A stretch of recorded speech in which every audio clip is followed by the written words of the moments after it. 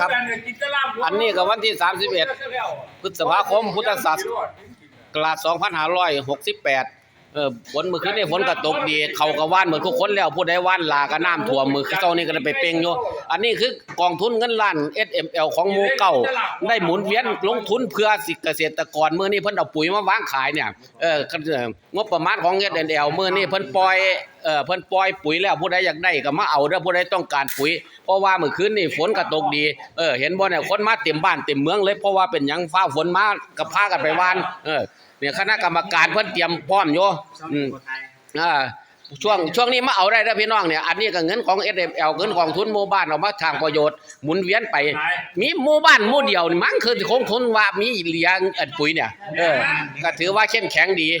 มา290,000 บาทซื้อปุ๋ยปีนี้น่ะเอาก็ประมาณเท่าใดผู้ใหญ่บ้านเว้ากันน่ะว่าปุ๋ยสิหมดอีกสิมาอีกจักล็อตบ่291,000 บาทแล้วหมดช่วงนี้บ่คันหมดแล้วหมดเลยบ่ครับเนี่ยปีหน้าว่าไหมปีหน้าว่าไหม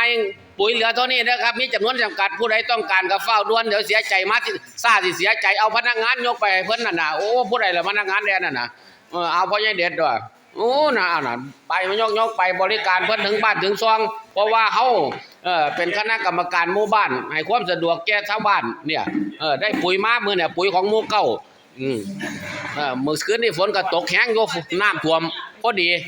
กำลังสิไปว่านปุ๋ยเดี๋ยวนี้ก็สิไปว่านปุ๋ยแล้วคนก็เร่งรีบมาเอาว่านปุ๋ยเขากำลังพอว่านอยู่เนี่ยเผื่อเพิ่นมาเอาไทบ้านก็มาเอาอยู่เนี่ยเอ้ยนั่นน่ะเอายก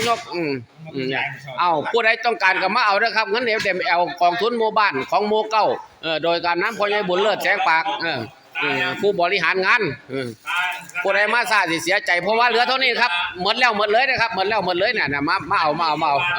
ช่วงนี้กำลังฝนตกดีคนก็เร่งรีบว่านปุ๋ยช่วงนี้ก็เพราะว่านพอดีแล้วกล้า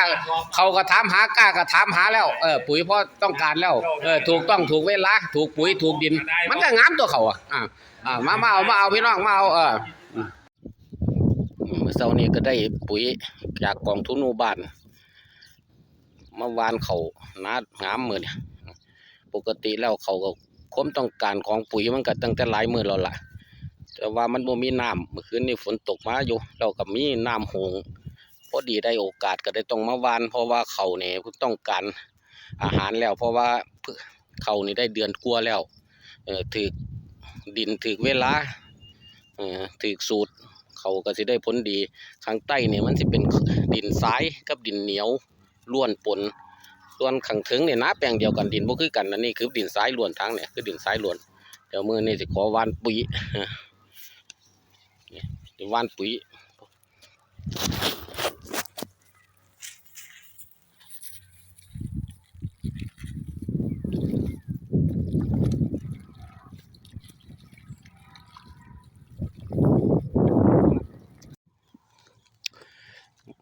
ปุ๋ยก็ว่านไปแล้ว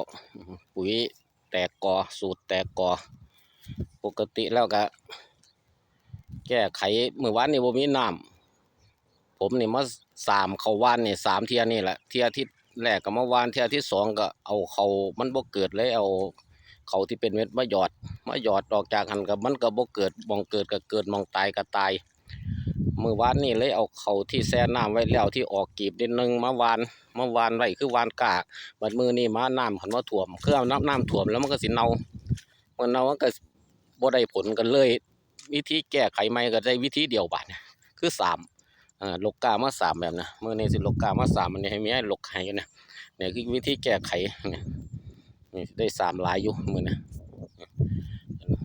อันดูก็เฮ็ดหน้าวานขี้ข้านเฮ็ดหน้าดำเพราะว่าหน้าดำเฮ็ดได้เที่ยเดียววานแล้วก็ดำแล้วก็ได้ก็แล้วอันนี้แล้วบ่เป็นมองเกิดก็เกิดมองตายก็ตายเขาก็ต้องมาซ่อมมาแซมอีกจนพุ่นละจนกว่าสิถอดข้ามมือพุ่นละจังสิได้เสาวานนี่ก็เอาเขามาวานแล้วก็มาน้ำท่วมวิธีแก้ไขก็เอาคานมากวดขาดมันบาดนี้มันน้ำท่วมมันก็สิเน่าบาดไม่ได้ผลมือนี่ก็เลยสิลูกกามา3 บาทเนี่ยสูตรที่4 บาทเนี่ยแก้ไข4 เที่ยแล้วสิดำบาทเนี่ย